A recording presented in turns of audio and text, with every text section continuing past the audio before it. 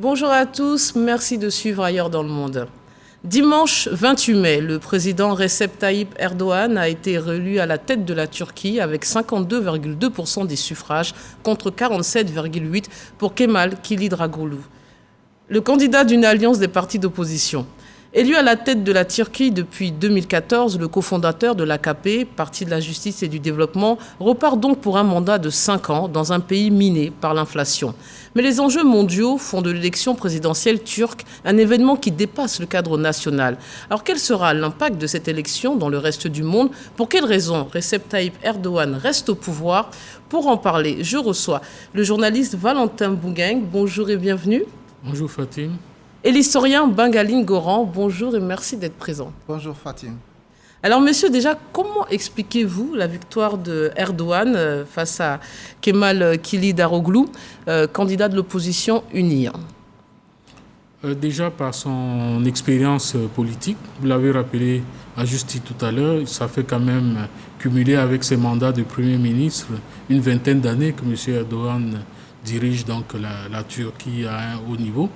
Et son expérience politique a parlé pour lui dans le sens où il a su également capitaliser donc, sur à la fois sa pratique du pouvoir et sa fine connaissance donc, des réalités socio-culturelles du peuple turc qui aujourd'hui compte vraiment une grande base pratiquement majoritaire des nationalistes et de musulmans sunnites, d'obédience sunnite qui ne sont pas prêts à concéder du terrain à des branches jugées hérétiques de l'islam. Donc il a su capitaliser tout cela et ce qui explique donc qu'en dépit de la crise économique que traverse le pays, en dépit donc des attaques, des contestations par rapport à sa pratique autoritaire du pouvoir, qu'il ait pu passer malgré tout haut la main, même si sa présence au second tour cette année représente un mini-réveil pour lui, parce que depuis 2014, eh bien, tous les scrutins il les a remportés, donc la majorité absolue dès le premier tour.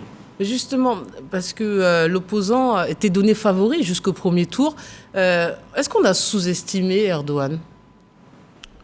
On ne l'a pas sous-estimé. Je considère qu'il est plutôt dans une phase de traversée du désert, plutôt parce que comme Valentin l'a rappelé, c'est la première fois qu'il se retrouve dans une situation de ballottage qui le contraint à aller au second tour.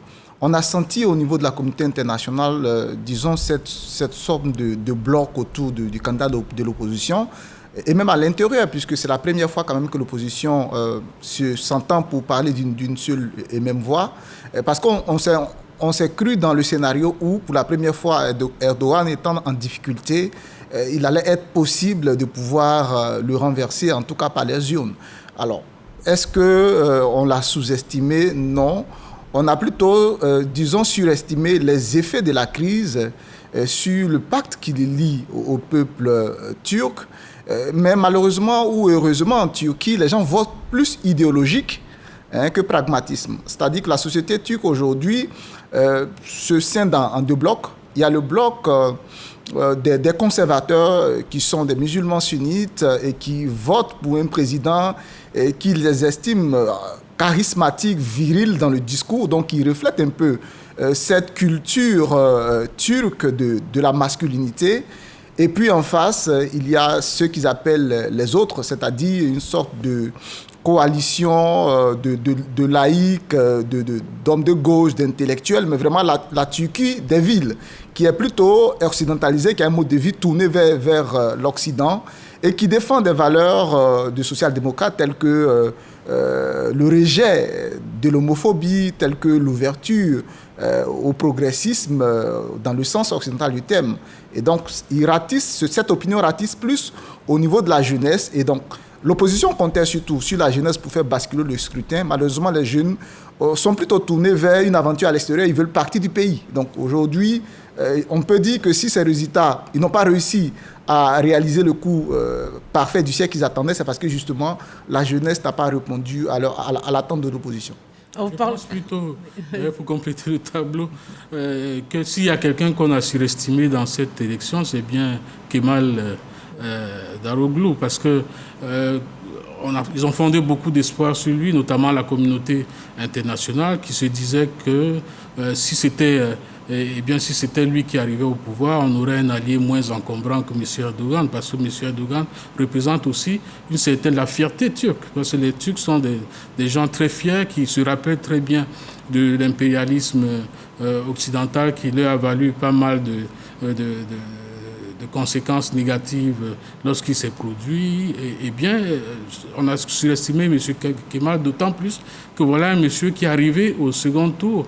Eh bien, celui qui avait une image d'homme apaisant, d'un démocrate ouvert, il s'est mis, lui, également, carrément à l'extrême droite, en espérant rallier des voix d'extrême droite, ce qui a totalement désorienté l'opinion et a joué massivement en faveur de M. Erdogan. Alors, pour rester sur l'aspect économique, on nous dit que finalement la priorité, on va parler des chantiers à venir pour le président élu, la priorité c'est la lutte contre l'inflation. Certains craignent même un effondrement. La situation est aussi critique que ça.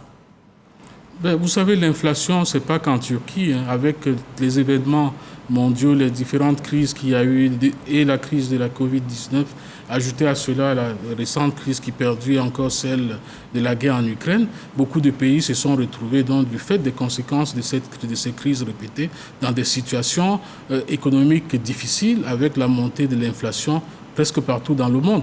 Bon, c'est vrai que dans le cas turc, c'est quand même assez profond parce qu'on est dans des taux à 2 chiffres qui peuvent même avoisiner les 3 chiffres si l'on y prend garde, parce que déjà à l'automne dernier, on était dans des chiffres autour de 85% de taux d'inflation, ce qui est énorme, soit 40 à 45% cumulés sur un an. Donc ce sont des situations assez difficiles. Bon, dans son discours de campagne, notamment, M. Erdogan a fait part donc, de son intention de lutter davantage contre l'inflation, notamment en augmentant les salaires, et autres. Bon, maintenant, on ne sait pas trop qu'est-ce que ça va donner sur le plan pratique parce qu'il faut augmenter les salaires aussi, il faut trouver des ressources pour cela. Mais bon, il a fait cette annonce, il a fait des annonces sociales également parce que qui dit inflation dit répercussion sur la société, sur le pouvoir d'achat des populations et autres. Et je pense que s'il mettait véritablement, s'il parvenait à trouver les ressources pour financer donc ces hausses de salaire, ça pourrait déjà apaiser les choses. Maintenant, il n'y a pas que l'inflation, il y a également, au plan économique, il y a également la monnaie qui est dévaluée de moitié depuis pratiquement un an et qui demande là aussi des réponses vigoureuses de la part de la Banque centrale turque. Je pense que sur ces tableaux-là, il y a beaucoup à faire et à la fois retrouver une valeur normale à la monnaie qui permette donc de faciliter davantage les exportations turques et sur les salaires où il faut trouver des ressources également pour élever le pouvoir d'achat des populations et sortir un peu de la spirale qu'on connaît aujourd'hui. Alors, il a appelé aussi son pays à la solidarité et l'unité face aux défis qui l'attendent, mais certains parlent d'un pays fracturé. Pour quelles raisons ? Oui, avant, je vais quand même dire un mot rapidement sur la question de la crise économique parce que aujourd'hui, ce qui inquiète les marchés surtout, c'est l'orientation dans la recherche des solutions que prend, les choix que fait Erdogan. Déjà, il faut rappeler qu'en 2 ans, il a limogé 2 ministres de l'économie et 3 gouverneurs de la Banque centrale. Parce que la lecture d'Erdogan, c'est qu'il y a une situation d'inflation et aussi une situation de dévaluation de la monnaie. Et sa solution, en lui, c'est d'augmenter les taux de baisser plutôt les taux d'intérêt. Parce qu'il part du principe qu'en baissant les taux d'intérêt, les gens seront amenés du coup à sortir de l'argent des banques et faire circuler la liquidité monétaire. Les spécialistes disent qu'il faut plutôt faire le contraire, c'est-à-dire augmenter les taux d'intérêt de sorte que ceux qui ont de l'argent chez eux à la maison en réserve les ramènent à la Banque centrale parce que en perspective, ils pourraient avoir plus de profit. De sorte que en tarissant la quantité de la monnaie qui circule, on va redonner un peu de la valeur parce que tout ce qui est disponible en abondance forcément perd sa valeur. Donc il y a ces 2 visions-là. Donc les experts lui demandent d'aller dans une orientation. Il s'oppose, il est limogé et lui, il choisit, il n'est pas économiste à la base, il choisit plutôt sa compréhension des choses. Donc je pense qu'à ce niveau-là que tout va se jouer après sa réélection. Aujourd'hui, la fracture de la société turque s'explique d'abord par la crise économique, parce que généralement, quand tout va bien, la société semble en parfaite cohésion. Et puis, quand au niveau économique, les choses ne vont pas bien, c'est un classique dans toute l'Europe, on assiste à une résurgence des antagonismes sociaux. Et je pense que la première ligne de fracture, elle est d'abord doctrinale ou culturelle religieuse. Tout à l'heure, on l'a expliqué qu'il y a en quelque sorte superposé dans le même pays des Turquies. Il y a la Turquie musulmane sunnite conservatrice. Cette Turquie-là, c'est la Turquie de l'Anatolie intérieure, de la ruralité, qui est restée, disons, fidèle à ses valeurs ancestrales, et donc qui est restée figée dans le temps sur ce qui constitue, si vous voulez, la caricature sociale, ou encore, si vous voulez, le profil social type de la Turquie, qui est une société plutôt virile, une société portée sur les valeurs paternalistes classiques qui existent un peu dans le monde. Et puis, à côté de cela, en marge, il y a cette nouvelle Turquie des villes, qui est la Turquie de la nouvelle classe moyenne qui a émergé à la faveur des transformations économiques entamées après l'arrivée en 2003 d'Erdogan au pouvoir. Cette Turquie qui vit désormais plus à l'occidental, qui est tournée vers l'extérieur et qui a tendance pas à refouler son identité ancestrale, mais à affirmer en tout cas une envie de changement, d'ouverture sur le monde. Et à l'intérieur de cette société nouvelle ouverte, il y a un peu de tout. Il y a non seulement les Kurdes, il y a les laïcs, il y a les intellectuels, il y a certains fourre-tout. Et ils sont en train de construire, un peu comme en Ukraine, le problème s'est posé à la longue, la ligne de fracture entre Ukrainiens de l'Ouest tournés vers l'Europe et Ukrainiens de l'Est tournés vers la Russie. Donc il y a une ligne de fracture, elle n'est pas visible, mais elle ressurgit à chaque compétition électorale. Alors, il y a un phénomène auquel on assiste tous depuis ces années, c'est l'intérêt que tout le monde porte à la Turquie. Devenu hautement stratégique, c'est un acteur clé sur la scène internationale. Pour quelles raisons ? Cette élection, on a vu qu'elle était suivie par le monde entier. Oui. Pourquoi la Turquie est soudainement, finalement, un acteur clé sur la scène internationale ? Soudainement, je ne sais pas. Mais par contre, ce qu'on sait, c'est que depuis l'arrivée d'Erdogan, quand même, son arrivée au pouvoir a coïncidé avec une sorte de relance économique de la Turquie. Et si la Turquie fait partie aujourd'hui du top du G20, c'est-à-dire les 20 premières économies mondiales, eh bien, le pays le doit également aux politiques économiques qui ont été mises en place par M. Erdogan. C'est vrai que quand les choses vont mal, on a tendance à jeter le bébé avec l'eau du bain, mais ce monsieur, au plan économique, a grandement fait pour le pays.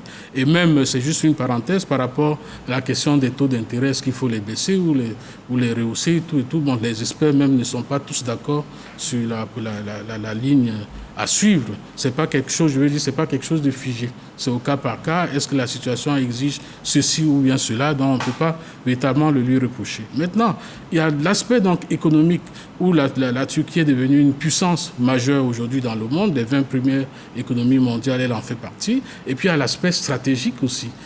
L'aspect stratégique qui découle de son rôle même en Europe, à cheval entre l'Europe et l'Asie, son rôle majeur qu'on a découvert également à la faveur du conflit russo-ukrainien, qui s'est traduit par le fait que c'est le pays qui a le plus fait pour faire aboutir la médiation sur l'exploitation des céréales ukrainiennes.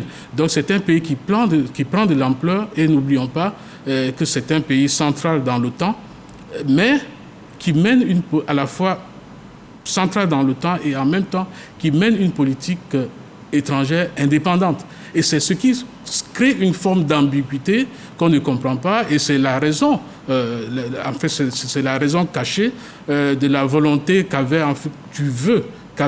une bonne partie de la communauté internationale occidentale de voir l'opposant à M.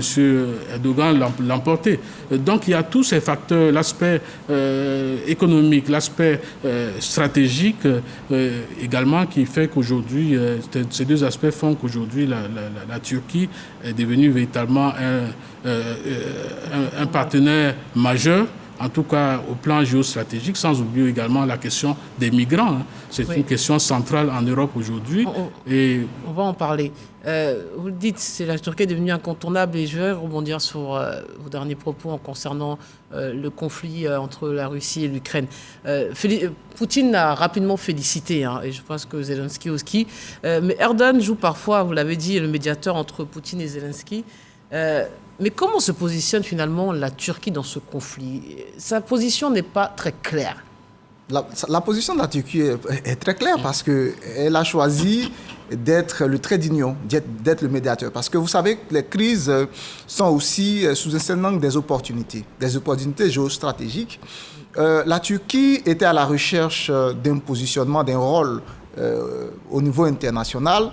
Et il se trouve que cette crise se présente à un moment où elle venait, en tout cas depuis 2016, de se détourner du bloc occidental et de se tourner plutôt vers le bloc de l'Est. Donc, était en train de construire un début de relations structurées au plan géopolitique.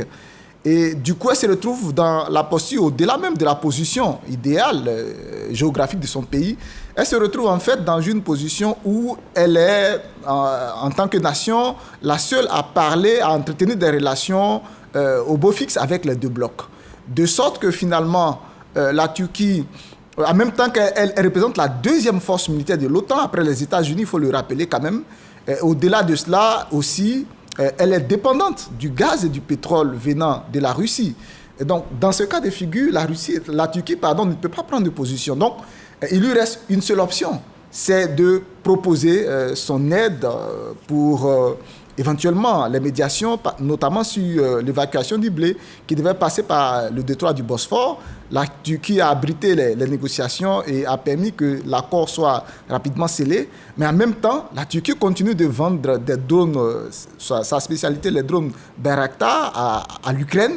Et de l'autre côté également, elle continue de commercer en matière de revenus parce que finalement, c'est comme si la Turquie aide la Russie aussi dans l'autre sens à pouvoir contourner les sanctions européennes et les sanctions occidentales, puisqu'il y a aussi les États-Unis qui ont été prises contre elle. Donc, elle joue, je dirais, des deux mains. Et finalement, cela est plutôt bien accepté parce que aucune des parties en conflit aujourd'hui ne s'est appuyée sur le fait que la Russie collaborait avec l'adversaire pour rompre les relations avec la Russie. C'est dit que ce positionnement est utile et on en avait besoin.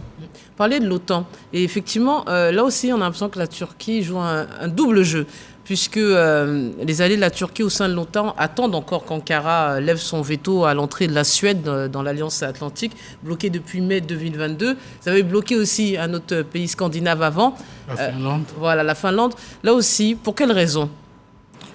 Là, on ne peut pas parler véritablement des doubles jeux de la Turquie sur le dossier de l'OTAN, parce que la position de la Turquie est très claire sur le dossier. C'est-à-dire que pour elle, eh bien, ce pays abrite des personnes qu'elle estime être des terroristes, notamment des gens du PKK, qui est le parti du Kurdistan, qui est considéré par Ankara comme étant un parti terroriste. Donc pour la Turquie, du fait que la Suède continue d'avoir sur son sol des représentants majeurs de cette formation politique, c'est comme si c'était un soutien accordé à ceux-là que le pouvoir turc combat. Donc c'est ce qui explique...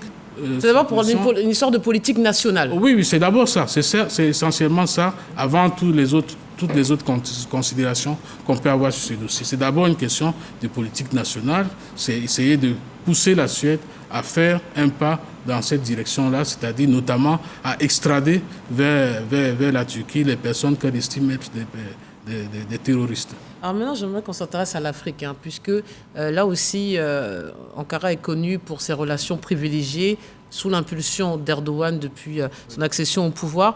Je donne un exemple. La Turquie compte 44 ambassades en Afrique, à l'instar des États-Unis, qui sont à 49, la France 46, mais loin derrière la Chine, bien sûr, qui a 53 ambassades. Qu'est-ce que ça dit des relations diplomatiques qu'entretiennent justement notre continent et la Turquie? Cet indicateur que vous donnez est un indicateur pertinent parce qu'il faut surtout rappeler que lorsqu'Erdogan arrivait au pouvoir, il y avait seulement 12 ambassades Donc en 20 ans, on est passé de 12 à 44. Donc ça a pratiquement triplé. Ça s'est multiplié par 3. Et au-delà de cela, il faut aussi rappeler qu'Erdogan détient actuellement le record du président, en tout cas hors Afrique, qui a visité le plus de pays africains. Parce qu'en 20 ans, il a fait 31 pays. Voilà. Donc, en un mandat, aucun autre pays, qu'il soit européen ou américain, n'a réussi cela. Après, cela s'explique d'abord, avant tout, par une politique d'ouverture, parce que la Turquie, à travers Erdogan, a construit une industrie d'exportation. Et quand vous êtes à la tête d'un pays qui a développé, disons, ses assises financières sur l'industrie d'exportation, il faut forcément travailler sur les débouchés, sur les marchés. Et c'est déjà ça la première raison. Au-delà de cela, il y a aussi, je dirais, une raison géopolitique, parce que l'Afrique aujourd'hui a finalement, en tout cas, fait l'unanimité dans son rôle de continent de l'avenir. Et donc, quand vous construisez un modèle économique qui a ses considérations actuelles, par obligation de projection dans le temps, il faut déjà mener des analyses pour identifier de manière claire le prochain marché mondial. Et on sait tous qu'à l'horizon 2050, pendant que la courbe de la croissance démographique de plusieurs pays tels que l'Inde, la Chine, va connaître une stagnation, il y aura plutôt une multiplication par 3 des 1 milliard d'Africains aujourd'hui. Donc l'Afrique, c'est le marché de demain. Et comme toutes les puissances, la Russie s'est dotée d'une doctrine, de mécanismes, de conférences. La Turquie, on a une obsession de la Russie actuellement. Donc la Turquie également s'est dotée de mécanismes et déploie progressivement sa stratégie. On peut sentir sa présence dans le secteur du bâtiment en Afrique. On peut sentir sa présence dans le secteur de l'éducation, on peut sentir sa présence dans le secteur des cliniques, donc dans le secteur sanitaire, on peut sentir sa présence dans la desserte aéronautique des différentes destinations africaines à travers. Bon, je ne vais pas faire de publicité, oui. Je vais m'arrêter là. Mais ça, c'est l'aspect commercial, mais bon, il y a aussi l'affaire des armes. Là aussi, c'est un soutien maintenant pour les pays africains, et on le sait, les crises qu'on est en train de traverser dans la sous-région. C'est ça aussi le lien entre la Turquie et l'Afrique, ce sont les armes. Oui, le lien entre la Turquie et l'Afrique, c'est comme le lien entre les autres puissances et l'Afrique. Hein. C'est-à-dire à la fois un côté hard power et un côté soft power. Ça, les deux vont généralement ensemble, et c'est le cas également pour la Turquie. Il y a l'aspect commerce également qui n'est pas négligeable du tout. Tout commence par là. Eh bien, le commerce, les industries d'exportation, comme l'a dit Bangali tout à l'heure, eh bien, il faut trouver les débouchés. Et l'Afrique fait partie des débouchés aujourd'hui pour ces pays-là. Et puis, il y a un aspect aussi qu'il ne faut pas oublier, qui est toujours là, c'est l'aspect reclassement stratégique de l'Afrique qui oblige les autres puissances à faire en sorte d'être présentes en Afrique. Et ce qui a fait donc du continent africain, depuis ces dernières années, un centre pour des luttes d'influence entre les puissances extérieures. Donc, toute puissance extérieure qui compte dans le monde aujourd'hui a besoin d'avoir des appuis en Afrique. En tout cas, d'avoir une zone d'influence en Afrique. On voit bien à quel point le tollé que provoque la résurgence de la puissance russe en Afrique aujourd'hui par rapport aux puissances occidentales classiques.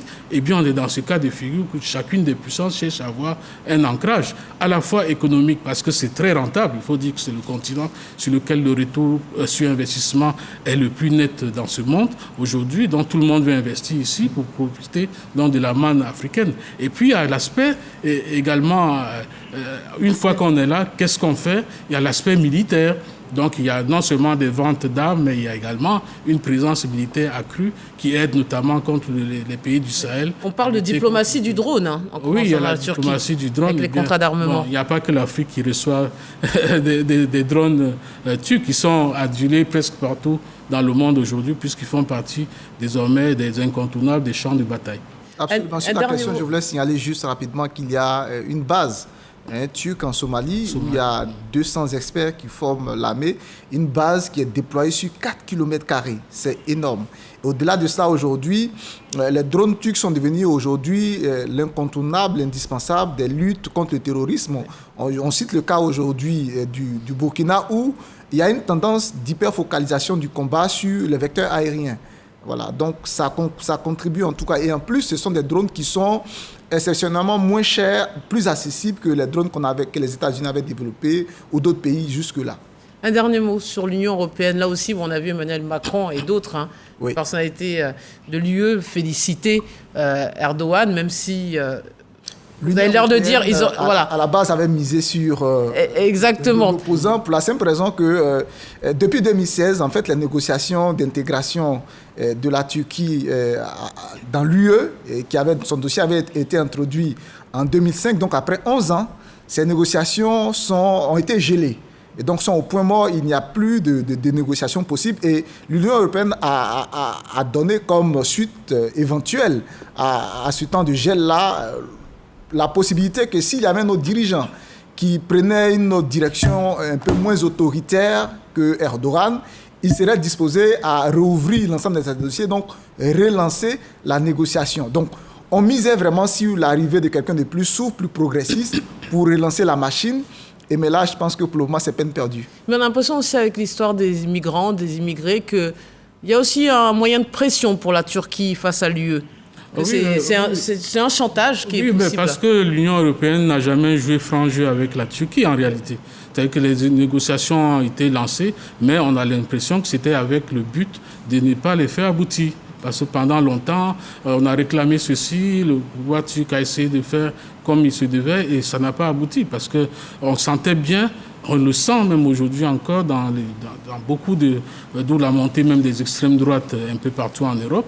On sent une peur du musulman, une peur parce qu'il serait vecteur de certaines peurs et autres. Donc, il y a la peur de voir du jour au lendemain des milliers de Turcs apparaître donc, dans l'espace européen. Et ça, c'est le non-dit.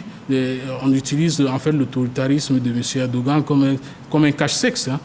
C'est ça la question. Bon, maintenant, chacun joue sur ses leviers.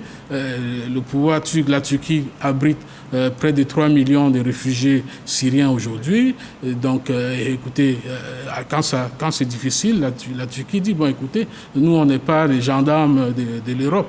Donc, c'est quelque chose qui pèse lourd également dans la balance et qui explique que, bon, par la suite, les Européens ont fait plutôt ce chantage-là, essayer de faire en sorte que ce soit l'opposant de M. Erdogan qui l'emporte parce que, avec M. Erdogan, on a affaire à un dur à cuire. Et quelques mots pour parler de la Syrie. Effectivement, on ne le rappelle pas assez souvent, hein, la Turquie a récupéré beaucoup de réfugiés.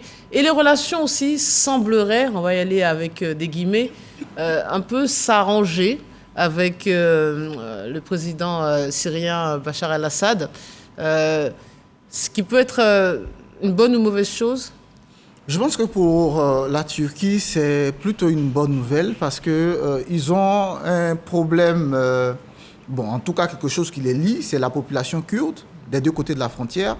Et je pense que c'est l'une des raisons essentielles pour lesquelles la Turquie a été obligée d'intervenir dans la région nord du pays lorsque le régime de Damas a donné l'impression qu'il ne contrôlait plus ce qui se passait. Il y a eu la proclamation à un moment du conflit d'une république kurde. Et pour la Turquie, il n'y avait pas de plus grande menace que ce positionnement géographique artificiel d'une éventuelle république kurde, de manière aussi rapprochée de ses frontières. Alors aujourd'hui, le conflit, je dirais, c'est finalement éteint. Donc les champs de bataille se sont tus. Il est question de gérer l'après. Oui. L'après, c'est surtout et avant tout les millions de réfugiés syriens qui sont actuellement en Turquie et qui sont de moins en moins supportés par la population parce qu'on est en contexte de crise. Donc il faut renouer le dialogue si on veut les ramener chez eux. C'est la première étape, je pense. Allez, ça sera le mot de la fin, messieurs. Merci infiniment pour tous vos éléments de réponse.